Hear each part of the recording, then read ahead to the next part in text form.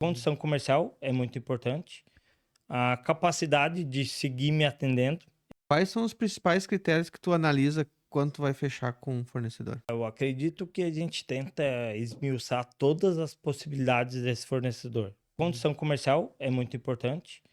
A capacidade de seguir me atendendo. Eu não posso fazer um pedido hoje e amanhã não conseguir ser atendido. Política que eu consiga ter a convicção de que ela vai seguir, né? É muito fácil hoje abrir um cliente vendendo um produto por R$ 10 e depois ele vira 15. Então a gente preza muito por isso. E parceria, a gente sempre tenta oferecer parceria para um fornecedor para que ele retribua, né? De certa forma, nos prestigiando quando tem uma situação diferenciada para oferecer, enfim. Acho que tudo isso faz parte desses critérios que a gente estipula para definir um novo fornecedor.